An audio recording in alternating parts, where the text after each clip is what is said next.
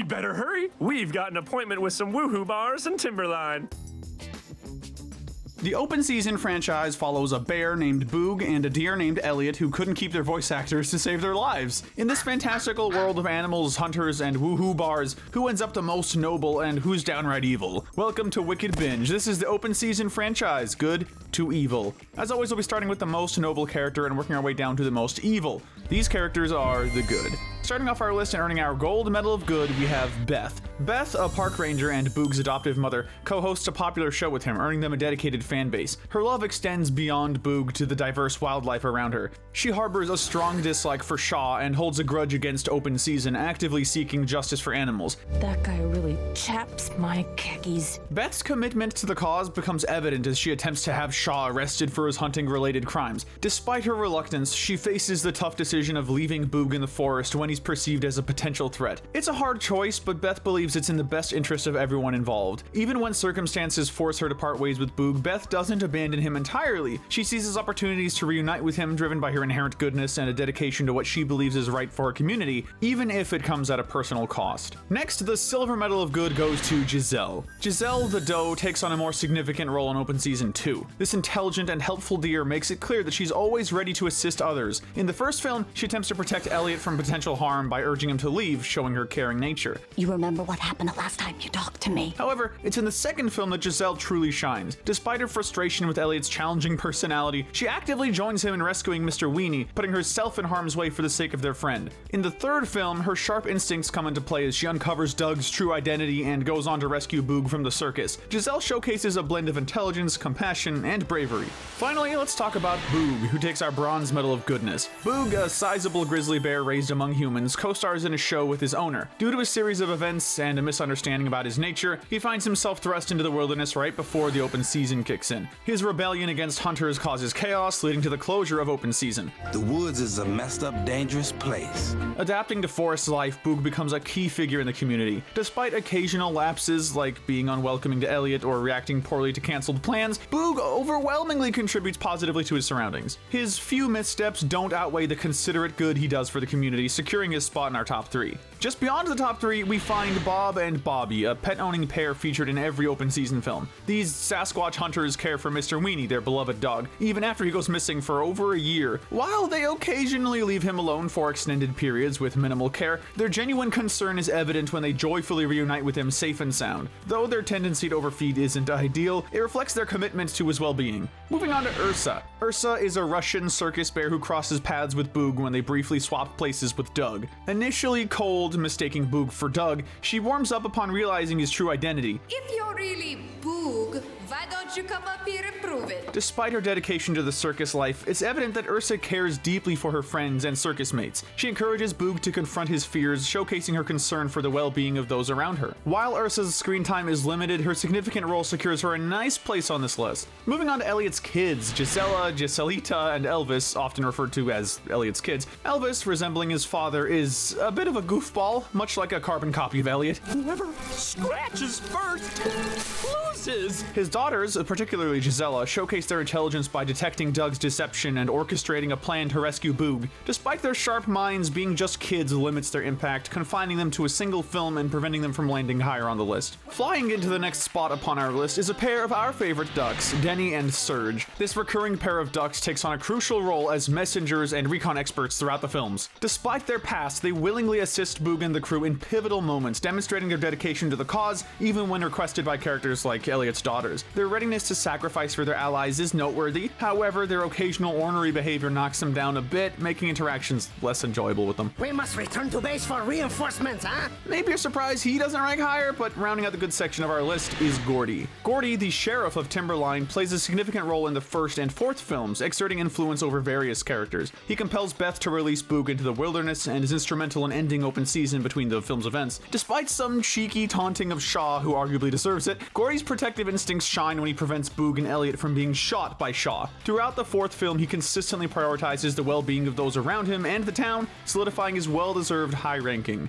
With the good section wrapped up, we now move into more neutral territory. These characters fall into the gray area. Starting off our gray area is none other than Mr. Weenie. Mr. Weenie, a dachshund present in all 4 films, plays a substantial role throughout the series. Notably, in Open Season 2, he appears to be kidnapped, yet by the movie's conclusion, he actively contributes to saving Gisela McSquizzy and preventing harm to Elliot. Despite initially opting for a wild lifestyle, Mr. Weenie ultimately decides to live among humans, showcasing his deep care for his friends. Even during his self-imposed isolation, believing himself to be a werewolf, he prioritizes the safety of his companions. Whoa! We faked the werewolf, but it's real! While he makes efforts to save Boog in the 3rd film, Mr. Weenie's occasional holier-than-thou attitude nudges him down the ranking, especially considering the limited character pool. Next up on our list is a bit of a surprise. Buddy, the blue porcupine. A recurring secondary character throughout the franchise, he earns his name from Elliot and Boog in the 1st film. Okay, scamper on back to the woods, little buddy. Despite being a source of accidental hilarity with his quills causing chaos, Buddy faces a major setback due to one significant action. In the 1st film, he literally stalks Boog and Elliot, played for laughs but impacting his ranking. While he's generally portrayed as a fun-loving character, this behavior can't be overlooked, leading him to this position on our list. Another set of characters often played for laughs lands next on our list, Maria and Rosie. Maria and Rosie are a pair of skunks that appear as recurring characters throughout the 4 films. They're constantly arguing with one another and making it clear that despite being sisters, they're more than willing to make fun of one another. They're also shown to stop their boyfriends Serge and Denny from going on a guy's trip despite them wanting to go. They constantly talk about their love lives and argue with one another because of it, even though it means next to nothing in the grand scheme of things. Maria and Rosie do protect Boog and the entire forest on numerous occasions, but that doesn't mean they rank any higher in our eyes. And maybe a bit low to some, but ranking next upon our list is our secondary protagonist, Elliot. Elliot is the mule deer who appears as a major character and the main reason the entire series happens. He's saved by Boog and essentially becomes a problem for Boog repeatedly and basically causes him to be sent into the forest. Timberline is missing! I was just gonna say that. Elliot is a bit of a self-centered jerk throughout each film, making him hard to like. He focuses more on himself than anything else, not caring for Boog's life nor how he comes across to Giselle. He puts himself and others into harm's way on multiple occasions, jumping straight into Poison Ivy with Elvis just for fun. Elliot does get a bit of leeway due to the fact that he does try to help Boog and others like Mr. Weenie where he can, but that doesn't stop him from ranking this low. Also ranking low on our list is a bit of a weird ranking, being the other pets. This is a group of pets that appear in Open Season 2 as an antagonistic force and briefly in Open Season 3 as a helpful one. It's destiny. They mostly consist of cats and dogs that often go to Pet Paradiso once a year, led by Fifi. They're trained to hate wild animals and essentially do anything that Fifi tells them to do, even if they don't like it. Some of them do revolt against Fifi during the end when he's so hell-bent on essentially killing Elliot and co. The fact that they revolt and then later end up helping Mr. Weenie and trying to save Boog during the 3rd film does stop them from falling to the very bottom. So now we round out the gray section of our list with Alistair. Alistair is a llama-esque creature that's in the Russian family circus that the majority of the 3rd film takes place in. He works alongside Doug and tries to escape from the circus on a few different occasions despite actually enjoying it there. He does help Boog get with Ursa, and while he does trick Boog, he almost instantly makes it clear that he doesn't like it. He tries to make things good with Boog and is more than happy to be friends with the big bear. Now let us go dance. Alistair's remorse is what really keeps him from falling into the bad section, and the fact that he does try to be a good guy at the end of the day is admirable. But now we get to the worst of the worst, whether they're just jerks or actual maniacs, these are the bad to evil. First up, we have Ian. Ian, a large deer with imposing horns, stands in stark contrast to Elliot, often mocking him and Boog throughout the series due to jealousy or an inflated ego. You're a loser, and you're a loser. Beyond the taunting, he indulges in inappropriate behavior, flirting with a married woman and attempting to encourage infidelity. However, Ian's character takes a positive turn, preventing him from falling further down the list. Despite his flaws, his overall good guy moments spare him from a lower ranking.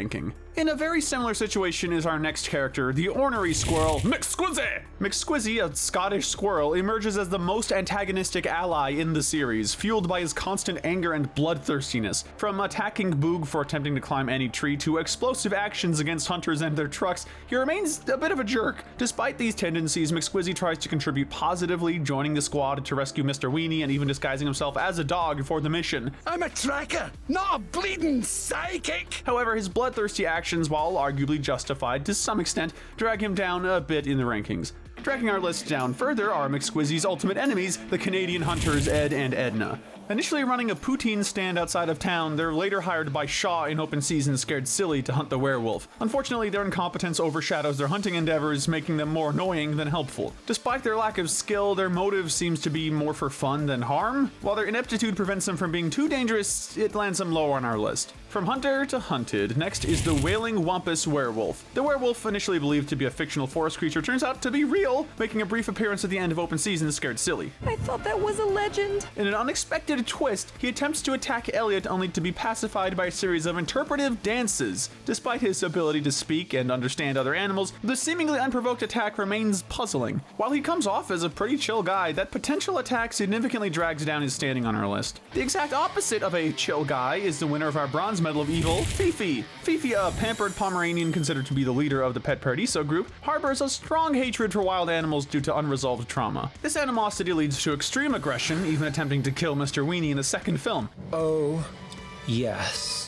His comeuppance in the same film and subsequent fixing in the third contribute to a considerable change. Despite mellowing down and becoming helpful in the third film, Fifi's murderous tendencies linger, preventing him from being completely absolved. This transformation, while significant, lands him third place from the bottom on our list. He may not be as murderous as the tiny white dog that precedes him, but earning our silver medal of evil is the big grizzly himself, Doug. Doug, the circus bear and main antagonist of Open Season 3, deceives Boog into swapping places with him, exploiting his imposing stature to treat Boog's friends as slaves. His disregard for others, exemplified by throwing allies under the bus, stems from his singular focus on escaping and being free. Who's gonna stop me? However, akin to Fifi, Doug recognizes the errors of his ways and, by the film's end, chooses to stay with Alistair and the circus. While this turnaround saves him from the very bottom, he still barely, pun intended, escapes a lower ranking. Speaking of the very bottom, we need to talk about the most evil character in the series. So evil, in fact, he was the villain twice. Earning our gold medal of evil is the one and only Shaw. Shaw, the hunter and main antagonist of the first film, relentless in his pursuit to kill and eat Boog, exhibits consistent law-breaking behavior, engaging in illegal hunting and endangering others with reckless driving. His condescending and superior attitude extend to infantilizing Beth and expressing disdain for basically all animals. Clearly unhinged, he demonstrates a willingness to kill anything in his path, making him comparable to the infamous Clayton. I can still shoot whatever I see. As open season reopens in the fourth film, Shaw remains eager to shoot any animal, driven by the goal of eliminating the werewolf. Unyielding in his animosity, Shaw, with his unrelenting grudge and refusal to learn, easily earns our gold medal for being a maniac hunter of the highest order.